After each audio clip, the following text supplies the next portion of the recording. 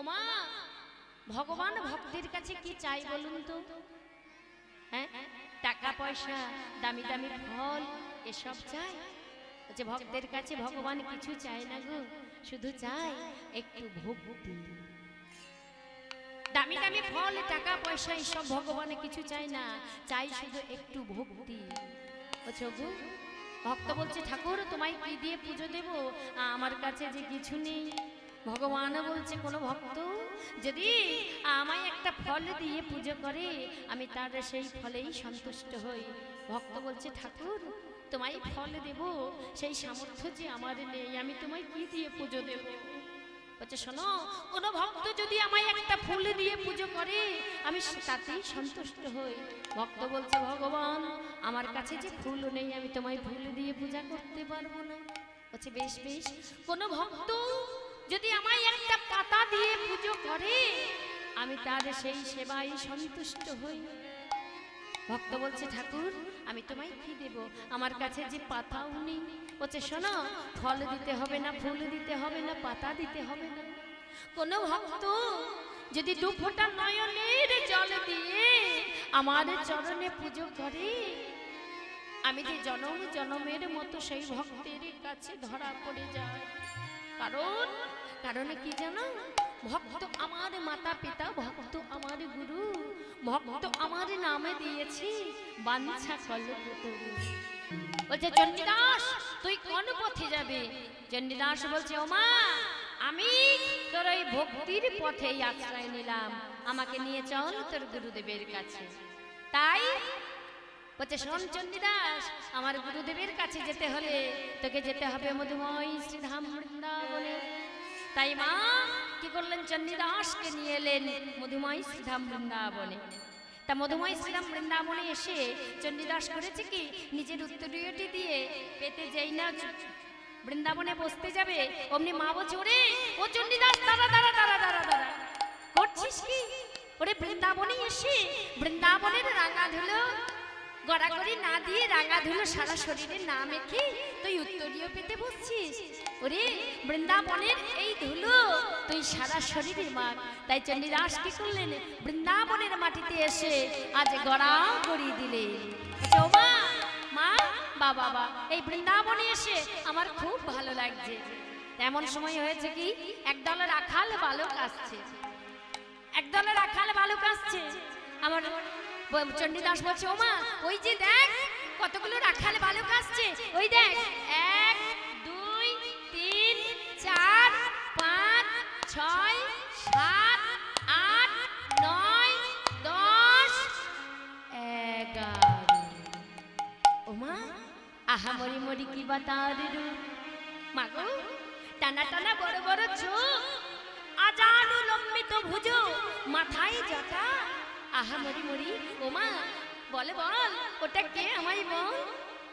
মা বিশালাক্ষী বলছে ও চণ্ডীদাস ওটা কে জানিস? ওরে নামে বলরাম। বলরামের রূপের খ্যাতি করতে করতে আজ আমার প্রাণ গোবিন্দ ধীরে ধীরে এগিয়ে আসছেন। আর যেই না এগিয়ে এসেছেন অমনি আমার প্রাণ গোবিন্দকে দর্শন করে আজ চণ্ডীদাস বলছে ওমা মা আহা মরি মরি কিবা তার রূপ, আষাঢ়ে মাসের নবমেঘের রঙের কান্তি, কুটিল কুন্তল কেশদাম, পাকা তেলা কুচুর নাই ঠোঁট দুটি। ওমা বললা ওটা কি? বলছে ও চণ্ডীদাস ওটাই তো আমার গুরু, ওটাই তো আমার গুরু। কি বললি মা, উনি তোর গুরু? বলছে হ্যাঁ হ্যাঁ ওই হচ্ছে আমার গুরু। আর এদিকে হয়েছে কি, আমার প্রাণ গোবিন্দ সুবল শাখার হাতটি ধরে নিয়ে গেছে। কোথায় না যমুনার ঘাটে স্নান করছে আমার রাধারানী, আর আমার প্রাণ গোবিন্দ একটি মোটা গাছের আড়ালে আর সুবল শাখার হাতটি ধরে নিয়ে গেছে। বলছে আই সুবল শোন শোন শোন, ওরে দেখ ওই যে কি দেখবো রে? বলছে ওই দেখ সুবল দেখ দেখ ওই রমণী কেমন যমুনার ঘাটে স্নান করছে, একটিবার ভালো করে চেয়ে দেখ। আর এদিকে রাধারানী করেছে কি গো, রাধারানী অঙ্গ মার্জনা করতে করতে যেই না কান্দটি ধরে ওই যমুনার জলে যেই না একটা ডুবে দিয়েছে অমনি বলছে ও সুবল সুবল ওই দেখ ওই ধলি যে ডুবে গেল রে, ওরে চল চল চল আমরা ওকে বাঁচিয়ে তুলি চল। সুবল বলছে জায়গা নাই, ওরে ও যে স্নান করছে, ও ডুবে যায়নি, ও স্নান করছে। দেখ ওই ধনী এখনই উঠে আসবে। আর আমার রাধারানী কি করেছে, স্নান করা হয়ে গেছে, যেই না উঠে আসছে বলছে আহা মরি মরি কি বা তার রূপ। ও সুবল, আমার কি মনে হয় জানিস, ওই ধনী যখন স্নান করে উঠে আসছে না, ওই ধনীর চুল বেয়ে জল ঝরে পড়ছে, আর তাই দেখে কলঙ্ক যেই না ওই ধনীর বদনে কলঙ্কিত করতে গেছে, অমনি কলঙ্ক কি করেছে জানিস, কলঙ্ক তো দূরের কথা, কলঙ্কিত করেছে তো দূরের কথা, সেই কলঙ্ক আজ রাধা রানীর চরণে পড়ে পড়ে ওই ধনীর চরণে আজ আছাড় খেয়ে পড়ে বলছে, ও রাধে তোমার ওই চরণ তলে আমায় ঠাঁই দাও। চলে নিরসারি নিঙারি নিঙারি পরাণ সহিত মোর, সেই হতে মোর হিয়া নহে স্থির মনোমথ জোরে ভোর। ওরে সুবল, আমার রাধারানী স্নান করা হয়ে গেছে, রাধারানী আজ বাড়ি ফিরে গেছে। তা এমন সময় আজ আমার প্রাণ গোবিন্দ সুবলকে বলছে, আয় সুবল, শোন শোন শোন, বল না তুই আমায় একটু বলে দে, ওই ওই ধনীর কোথায় বাড়ি, কি নাম, কি মান, কোথায় ধাম, আমায় একটু বলে দে। সুবল বলছে, ছি ছি ছি ছি কানাই, তোর লজ্জা করে না? ওই ঘাটের মধ্যে পরস্ত্রীকে দর্শন করেছিস বটে, পরস্ত্রী স্নান করা দর্শন করেছিস, আবার জিজ্ঞাসা করছিস ওর কি নাম, কোথায় ধাম, কেন রে? ওরে নাম ধাম জেনে তুই এত কি করবি রে? বলছে, ওরে আমি কি করব জানিস, ওর বাড়িতে গিয়ে ওকে আমি আমার হৃদয় মধ্যে জড়িয়ে ধরব। সুবল বলছে, ও মা কানাই, ছি ছি ছি ছি ছি ছি, একই লজ্জার কথা, একই লজ্জার কথা রে, তুই কিনা বলছিস ওই ধনীকে তুই হৃদয় মধ্যে জড়িয়ে ধরবি, তোর লজ্জা করে না? বলছে, শোনো শোন ও কানা, ও সুবল, আমি ওই ধনীকে কেমন করে জড়িয়ে ধরবো জানিস? না না না, আমি বলতে পারবো না। ও মা, সুবল চলে গেছে, আজ কানাই করেছে কি, মাটিতে আছাড় দিয়ে গড়াগড়ি দিয়ে কাঁদছে। তা চণ্ডীদাস আর দেখে থাকতে পারলেন না, মাকে বলছে, ও মা একটু বলে দে না মা, ওই রমণীর কি নাম, আমি তাকে গিয়ে ওই ওই ছেলেটাকে গিয়ে বলে আসি, দেখ মা কেমন করে কাঁদছি, আমি আর দেখতে পাচ্ছি না, ওই রমণীর কি নাম আমায় একটু বলে দে, আমি ওকে গিয়ে বলে আসি। তা মা বিশালা কি বলছে, কি বললি চণ্ডীদাস, তুই বলবি? বেশ ঠিক আছে, তুই যা। তা চণ্ডীদাস এসে আজ প্রাণ গোবিন্দকে বলছে, এই ছেলে তুমি এমন করে ধুলাই গড়া করে দিয়ে কাঁদছো কেন, তোমার কি হয়েছে? বলছে, দেখো না আমি আমার বন্ধুকে বললাম ওই রমণীর নাম ধাম বলতে, তা আমায় বললো না, তাই তো আমি ধুলাই গড়া করে দিয়ে কাঁদছি। বলছে, কি বললি? ওই তোমার বন্ধু বললো না, কিন্তু আজ আমি তোমায় বলে দেব। কি বললি? তুমি আমায় বলে দেবে ওই রমণীর কি নাম? হ্যাঁ হ্যাঁ আমি বলে দেব। রাধা কৃষ্ণের প্রেম লীলা দর্শন করে আর চণ্ডীদাস মাকে বলছে, ও মা, মা কি হলো বাবা? বলছে, ও মা আমি ওই রাধা কৃষ্ণের প্রেম লীলা রচনা করব। বলছে, শোন বাবা, রাধা কৃষ্ণের প্রেম লীলা রচনা করতে হলে তোকে যে আগে প্রেম শিখতে হবে, তোকে জানতে হবে প্রেমটা কি। যদি প্রেম উপলব্ধি না করতে পারিস তাহলে কেমন করে ওই রাধা কৃষ্ণের প্রেম লীলা তুই রচনা করবি? বলছে, মা আমি তাহলে কেমন করে প্রেম জানবো? বলছে, শোন, তোর প্রেমের গুরু ঠিক সময়ে তোর কাছে ওই নানুরে উপস্থিত হবে, তুই কোনো চিন্তা করিস না, চল আজ আমরা আবার নানুরে ফিরে যাই। তাই মা বিশালা কি চণ্ডীদাসকে নিয়ে ফিরে এলেন নানুরে। চণ্ডীদাস প্রতিদিন মায়ের সেবা দেয়, মায়ের পূজা করে, আর কি করে ওই বাসুলি দিঘির একপারে বসে বসে ছিপ নিয়ে মাছ ধরে। আরে এদিকে হয়েছে কি না, ছাতনার জমিদারের অত্যাচারের হাত থেকে রক্ষা পেতে রামমণি রাত্রের অন্ধকারে ওই ছাতনা পরিত্যাগ করে এসে উপস্থিত হলেন নানুরে শাকিন্দিপুর গ্রামে। হারাধন রাজকের বাড়িতে ডাক দিলেন, দাদা দাদা, ও দাদা। প্রভাতকাল, ব্রাহ্ম মুহূর্ত, এমন সময় চাপা বৌদি রামমণির গলা শুনে তাড়াতাড়ি দরজা খুলে বলছে, হ্যাঁ রে ও রামি, রামি তোর কি হয়েছে? এই ভোরবেলায় তুই আমার কাছে এমন করে এত বিচলিত হয়ে কেন এসেছিস মা? তোর কি হয়েছে? বলছে, বৌদি আমায় একটু ঘরে নিয়ে চলো, আমি তোমাদের সমস্ত কথা খুলে বলবো। তাই রামমণি করেছে কি, রামমণিকে ঘরে নিয়ে গেলেন চাপা বৌদি। বলছে বল মা তুই কেন এসেছিস আমাদের কাছে? আজকে রামে চাপা বৌদির কাছে কাঁদতে কাঁদতে বলছে বৌদি গো, ছোটবেলায় স্বামীকে হারিয়েছি, তার রূপ চেহারা এখন আর মনে পড়ে না। তারপর মা বাবাকে হারিয়েছি, তাই নিজেকে রক্ষা করার মতো আর কোথাও আশ্রয় না পেয়ে আমি যে তোমাদের কাছে ছুটে এসেছি বৌদি। জানো বৌদি, ওই ছাতনার জমিদার বড় লোভী অমানুষ, অত্যাচার করে, সে অত্যাচারী জমিদার। তাই অত্যাচারের রক্ষা, তার হাত থেকে রক্ষা পেতে আমি যে তোমাদের কাছে ছুটে এসেছি বৌদি, তুমি আমায় ফিরিয়ে দিও না। চাপা বৌদি বলছে রামি, তোকে ফিরিয়ে আমি দেব না। দেখ আমার তো সন্তান নেই, তুই আমার কাছে আমার সন্তানের মতো হয়ে থাকবি। কিন্তু ওরে ওই জমিদার বাড়ির কাপড় কেচে কোনো রকমে আমাদের দিন চলে, আবার তার মধ্যে তুই যদি আসিস। রামমণি বলছে ও শোনো বৌদি, কোনো চিন্তা করো না, আমি সমস্ত কাজ করতে পারি, বিশ্বাস করো আমি সব কাজ পারি, তুমি যা বলবি আমি সেই কাজ তোমায় করে দেব। ও বৌদি তুমি এক কাজ করবে, আজ থেকে বেশি বেশি করে কাপড়ে নিয়ে আসবে ওই জমিদার বাড়ি থেকে, বেশি বেশি করে কাপড়ে নিয়ে আসবে, বেশি বেশি করে আমি কাপড় কেচে দেবো বৌদি, তুমি কোনো চিন্তা করো না। তা চাপা বৌদি বলছে শোনো রামি, তুই ছাতনার জমিদারের অত্যাচারের হাত থেকে রক্ষা পেতে আমাদের কাছে এসেছিস বটে, তবে এই নানুরেও কিন্তু একটাও ভালো লোক নেই। তবে হ্যাঁ, ওই মা বিশালাক্ষীর পূজারী আমাদের চণ্ডী ঠাকুর, উনি বড় ভালো মানুষ। তোর যদি কোনোদিন সুযোগ হয় তাই সেই চণ্ডী ঠাকুরের পায়ে হাত দিয়ে তুই একবার প্রণাম করিস, তার সাথে তুই কথা বলতে পারিস। তাই রামমণি মাথায় করে নিয়ে যায় কাপড়ের বোঝা ওই বাসুলি দিঘিতে কাপড় কাচতে, আর চণ্ডীদাস ওই বাসুলি দিঘির একপারে বসে বসে ছিপ নিয়ে মাছ ধরে। এইভাবে প্রতিদিন রামে যায় কাপড় কাচতে, আর চণ্ডীদাস বসে বসে মাছ ধরে। এইভাবে একটি একটি করে 10টি বছর অতিবাহিত হয়ে গেল। রামমণি মনে মনে চিন্তা করছে, তাই তো আমি যে প্রতিদিন দেখি ঠাকুর এইভাবে বসে বসে মাছ ধরে, তা একদিনও কি মাছ পেয়েছে? আমি তো কই মাছ পাওয়া দেখি নাই।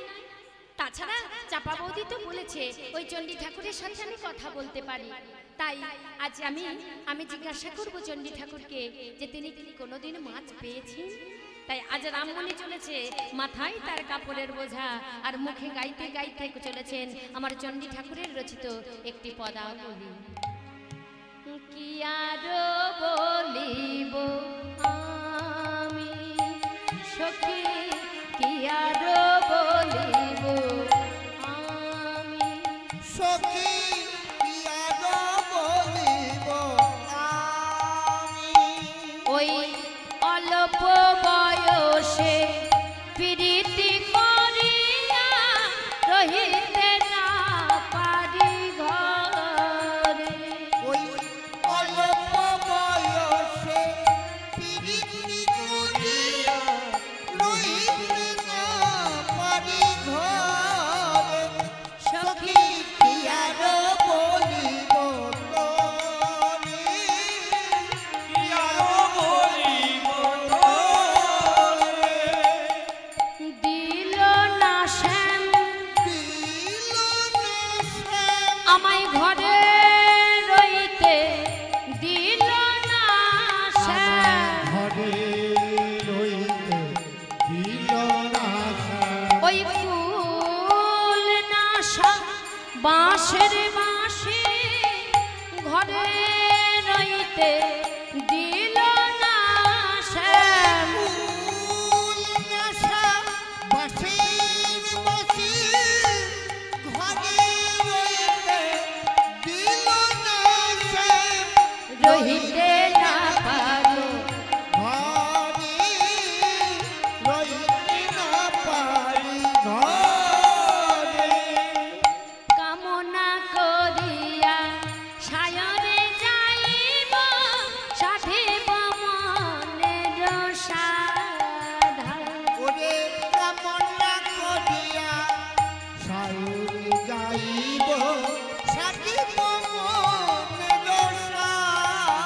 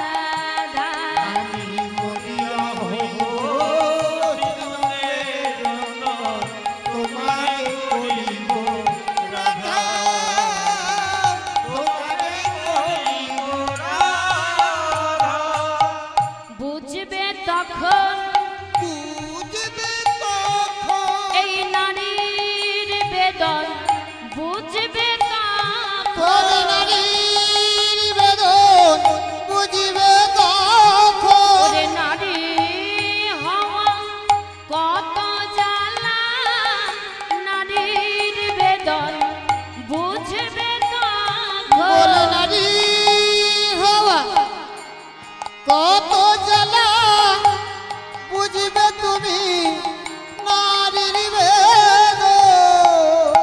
তোমারে করিব রাধা, তোমারে করিব রাধা, তোমারে করিব রাধা।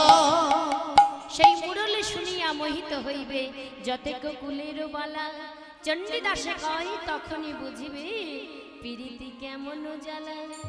তাই এই চণ্ডীদাসের এই গানটি গাইতে গাইতে আজ রামমণি এলেনে বাঁশুড়ি দিঘিতে কাপড় কাচতে। তা কাপড় কাচা হয়ে গেছে, কাপড় কেচে ধীরে ধীরে চণ্ডী ঠাকুরের কাছে গিয়েছে। চণ্ডী ঠাকুরের কাছে গিয়ে করজোর করে বলছে, ও ঠাকুর, ঠাকুর কে কে তুমি? আমি আমি হলাম রজকরি মেয়ে গো, আমার নাম হচ্ছে রামমণি। কি বললি? রামমণি? তা হ্যাঁ গো, বলো বলো, আমায় কিছু বলছো? বলছে হ্যাঁ বলছি। ও ঠাকুর, আমি যে প্রতিদিন এই বাঁশুড়ি দিঘিতে কাপড় কাচতে আসি, আমি তোমায় দেখি তুমি এই পাশে বসে বসে মাছ ধরো ছিপ নিয়ে। তা হ্যাঁ গো, আমি তো কোনোদিন তোমার মাছ পাওয়া দেখি নাই। তা ও ঠাকুর, তুমি কি কোনোদিন মাছ পেয়েছো? চণ্ডীদাস বলছে, কি বললে রাম? মাছ? শোনা শোনা, এই তো সবে চারা দিয়েছি। হ্যাঁ, এই তো সবে চারা দিয়েছি, এরপর ছিপ ফেলবো, সে চার গিলবে, ফাতনা ডোবাবে, আমি জোরে হ্যাঁচকা আমার কাছে টানবো, তবে তো মাছ আমার কাছে আসবে। তা ও ধোয়ার মেয়ে, ধোয়ার মেয়ে, তুমি যেও একদিন ওই মন্দিরে আমার মাকে দর্শন করে এসো তুমি। তাই রামমণি আজকে আনন্দিত মনে বাড়িতে ফিরে গেছে। বাড়িতে ফিরে গিয়ে চাপা বৌদির কাছে গিয়ে বলছে, বৌদি, ও বৌদি, বৌদি আমি এসেছি বৌদি। জানো, আজ ওই বাঁশুড়ি দিঘির ঘাটে ওই চণ্ডী ঠাকুরের সাথে আমার কথা হয়েছে। কি বললি? ওর আমি, তুই চণ্ডী ঠাকুরের চরণে হাত দিয়ে প্রণাম করছিস তো? না বৌদি, আমি তো তাকে প্রণাম করি নাই। বলছে, কি করেছিস আমি? এমন মানুষের সাথে দর্শন, এমন মানুষকে তুই দর্শন করেছিস, কথা বলেছিস, আর তার চরণে হাত দিয়ে একটিবার প্রণাম করিস না? বৌদি, সে তো আমায় বলেছে, তোমাদের ওই চণ্ডী ঠাকুর বলেছে মায়ের মন্দিরে যেতে। তো বৌদি শোনো না, আর যখন মায়ের মন্দিরে যাব তখন ওই চণ্ডী ঠাকুরের হাত দিয়ে পায়ে প্রণাম করব। কি বললি? বেশ ঠিক আছে, আমি তোকে কথা দিচ্ছি, আমি তোকে ওই মায়ের মন্দিরে নিয়ে যাব। তাই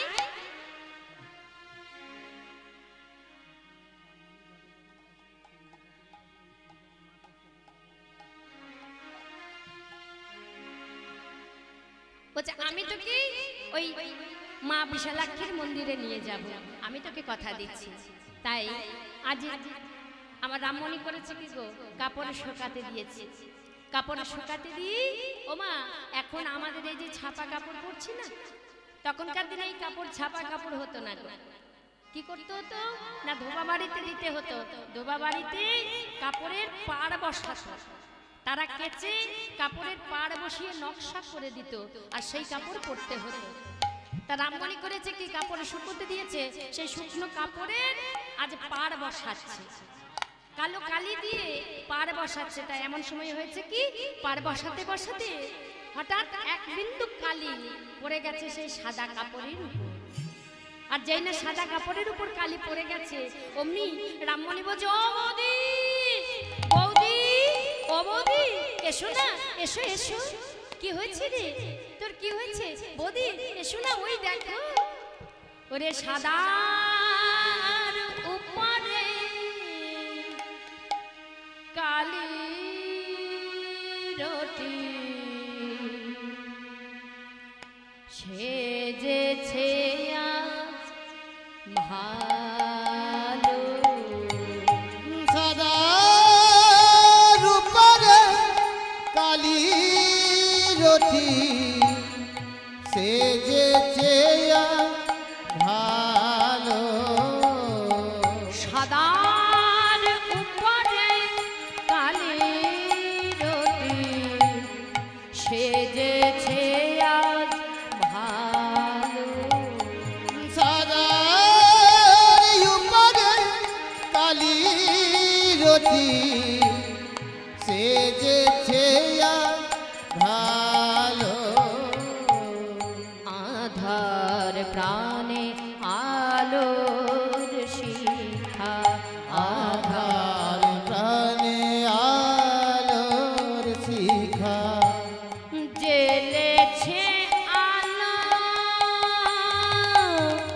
সাদার উপরে কালি রতি সেজেছে আজ ভালো।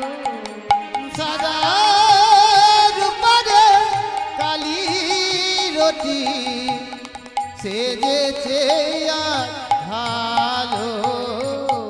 তাই চাপা বৌদি কি করলেন, রামমণিকে নিয়ে মা বিশালাক্ষীর মন্দিরে গেলেন। আচ্ছা জানিটাই আজ আমার রামমণি চণ্ডীদাসের যুগল হলো, আর সেই যুগল হেরি প্রতিটি ভক্তগণ আজ উচ্চৈস্বরে গাইতে লাগলেন। আমার রামমণি চণ্ডীদাসের যুগল হেরে সকলে আজ উচ্চৈস্বরে গাইতে লাগলেন।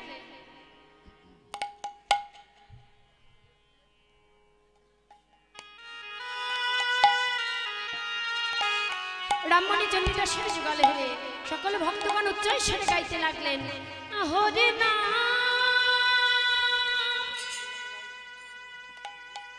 কৃষ্ণ নাম গে যায় অবিরাম। ওমা সকলে মিলে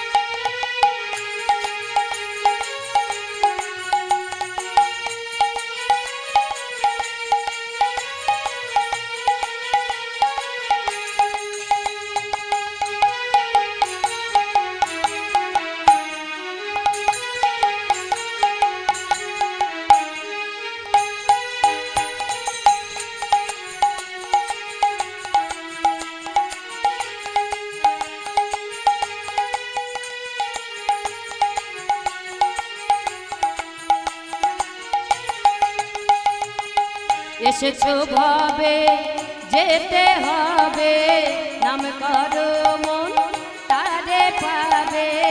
এসেছো ভাবে যেতে হবে, নাম করো মন তারে পাবে। ভজো নিতাই গৌর রাধে শ্যাম যে মন আমার, হরে কৃষ্ণ হরে নাম হরে নাম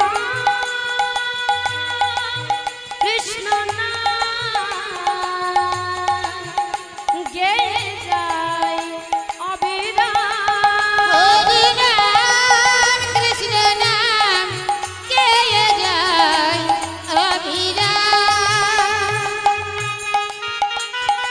সকলে মিলে নিতাই গৌর হরি বল হরি বল।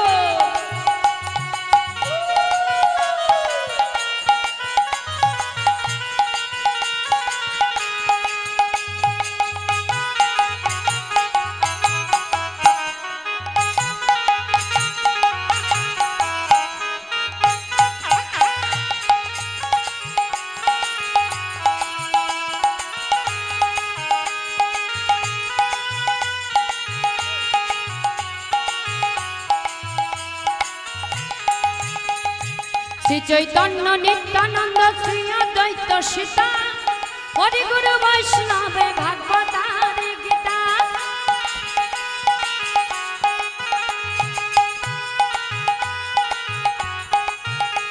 ওই কৃষ্ণ নামে সূর্য সম মায়া গভীর অন্ধকার, যাহা কৃষ্ণ তাহা নাই মায়ার অধিকার।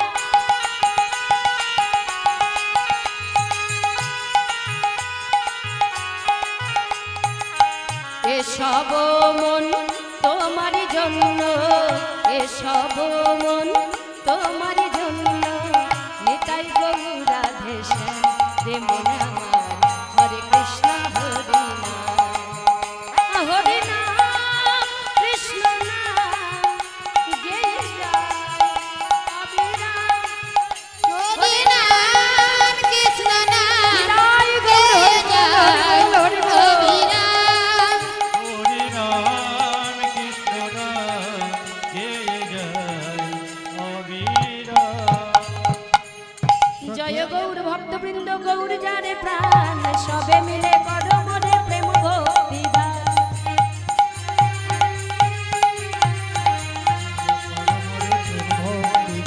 আমায় এই